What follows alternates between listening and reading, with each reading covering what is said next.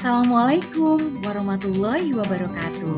Salam sejahtera untuk kita semua. Salam, Om Swastiastu, Namo Buddhaya, dan salam kebajikan. Salam bahagia untuk Bapak Ibu Guru di seluruh Nusantara. Saya Titik Suryani, calon guru penggerak Angkatan 7 dari SD Negeri Bojongkoneng 3, Kabupaten Bogor.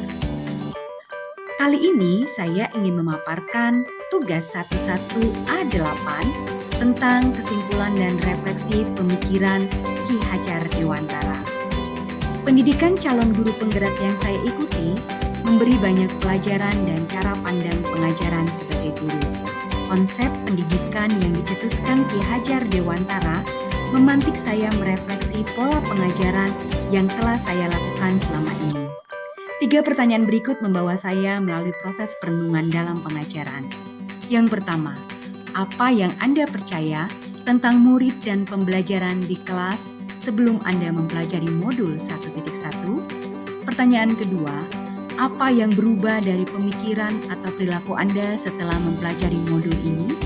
Selanjutnya pertanyaan ketiga, apa yang dapat segera Anda terapkan lebih baik agar kelas Anda mencerminkan pemikiran Ki Hajar Dewantara?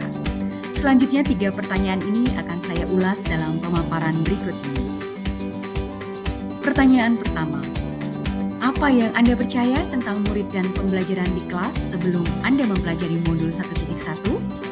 Sebelum saya mempelajari modul 1.1, saya memiliki kepercayaan sebagai berikut.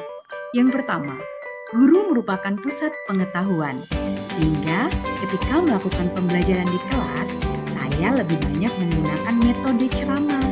Saya beranggapan, sayalah yang paling tahu mengenai materi yang saya jelaskan.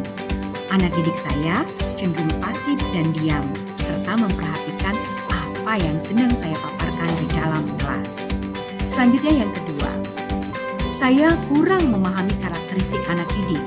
Saya cenderung menyamaratakan anak didik, sehingga pembelajaran sangat monoton. Selanjutnya yang ketiga, rendahnya motivasi belajar. Hal ini terlihat beberapa anak didik terlihat lesu dan tidak bersemangat. Pembelajaran terasa sangat membosankan. Anak-anak cenderung diam. Pembelajaran hanya berjalan satu arah. Karena ketika saya memberikan pertanyaan, anak-anak cenderung tidak ingin menjawab pertanyaan saya. Selanjutnya, yang keempat, saya hanya fokus pada pencapaian KKM.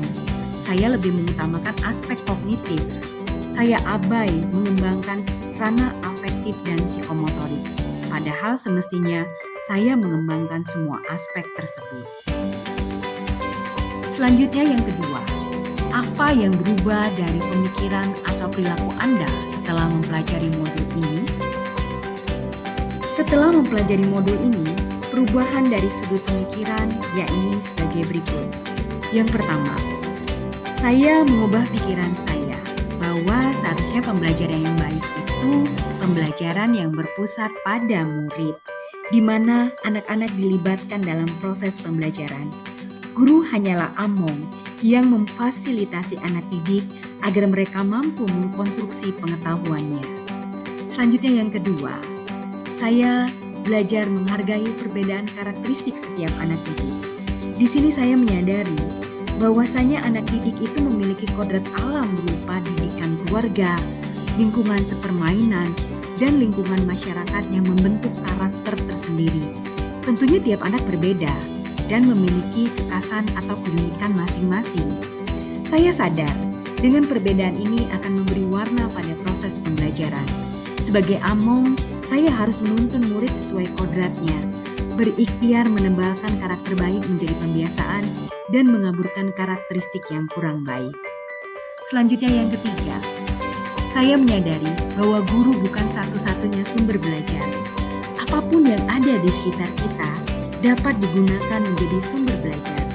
Anak didik bebas memilih sumber belajar dari manapun, sehingga semua hal yang ada di lingkungan sekolah dapat menjadi referensi belajar mereka. Kesimpulan dari perubahan pemikiran ini yaitu adalah bahwa saya mulai memikirkan bahwa pendidikan itu adalah menuntun, bukan menuntut. Selanjutnya, masih tentang pertanyaan kedua, apa yang berubah dari pemikiran atau perilaku Anda setelah mempelajari modul ini? Perubahan perilaku setelah mempelajari modul 1.1 ini adalah sebagai berikut. Saya berusaha menciptakan pembelajaran yang menarik dan menyenangkan. Saya berusaha menerapkan berbagai metode dan strategi dalam pembelajaran sebagai upaya agar anak didik saya tertarik dan termotivasi dalam proses pembelajaran. Selanjutnya yang kedua, saya memberikan kebebasan pada anak didik untuk menyelesaikan tugasnya sesuai dengan minat, bakat, dan kreativitasnya masing-masing.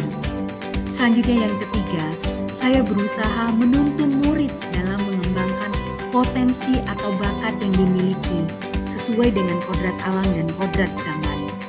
Untuk mengetahui bagaimana potensi dan bakat anak didik, saya berusaha melakukan observasi, wawancara, dan menggunakan pendekatan secara personal.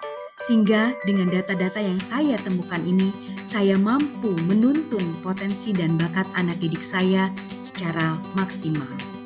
Selanjutnya, terkait dengan pertanyaan ketiga, apa yang dapat segera Anda terapkan lebih baik agar kelas Anda mencerminkan pemikiran Ki Hajar Dewantara? Yang pertama, saya berusaha merancang dan melaksanakan pembelajaran yang interaktif. Di sini, saya melibatkan peserta didik dalam proses pembelajaran, sehingga pembelajaran menjadi pengalaman belajaran yang bermakna dan menyenangkan. Kemudian yang kedua, saya menerapkan konsep merdeka belajar. Merdeka di sini artinya memberikan kesempatan kepada anak didik menentukan pilihan-pilihan dalam bereksplorasi, baik dalam akademik maupun non-akademik. Sebagai guru, saya hanyalah among yang berusaha mencari jalan kreatif untuk dapat memfasilitasi kebutuhan belajar anak didik saya. Selanjutnya yang ketiga, saya berusaha mengutamakan aspek budi pekerti. Sebagai guru, saya berusaha memberikan keteladanan yang baik, seperti membuang sampah di kotak sampah, berbicara santun, menyapa, dan menerapkan pembiasaan 5S, senyum, salam, sapa, sopan, dan santun. Serta saya berusaha membiasakan melakukan ucapan maaf, tolong, dan terima kasih. Yang selanjutnya adalah berusaha menerapkan sistem AMOM, di mana saya berusaha belajar untuk menuntun dalam usaha menebalkan karakter-karakter baik yang sebetulnya sudah ada sebelumnya. Dan saya berusaha mengembangkan menjadi pembiasaan agar tumbuh menjadi karakter seutuhnya. Selanjutnya yang terakhir adalah saya berusaha melakukan pembelajaran sesuai dengan kodrat alam dan zaman. Saya berusaha mendidik dengan cara menuntun anak menuju karakter positif dengan mempertimbangkan perilaku bawaan yang sudah ada sebelumnya. Saya juga berusaha membuka diri dan bersifat adaptif terhadap perubahan zaman. Selanjutnya kesimpulan dari 3 pertanyaan yang telah diajukan tadi. Yang pertama adalah pendidikan seharusnya menuntun anak sesuai minat dan bakatnya. Pendidikan sejatinya berhamba pada anak. Pendidikan mestinya bersifat humanis dengan konsep AMOM yang menerapkan trilogi pendidikan, di mana guru sebagai Ingarso Sung Tulodo di depan menjadi teladan, Ingmadia Mangun Karso di tengah membangun motivasi, dan Tutwuri Handayani di mana di belakang memberikan dorongan. Dan yang paling penting dan utama adalah menanamkan budi pekerti yang baik dalam pendidikan. Hal ini sebagai cara untuk menumbuhkan anak didik menjadi manusia merdeka raga dan jiwa. Demikian pemaparan kesimpulan dan refleksi pemikiran Ki Hajar Dewantara dari saya. Terima kasih. Wassalamualaikum warahmatullahi wabarakatuh. Salam bahagia untuk Bapak guru hebat semuanya.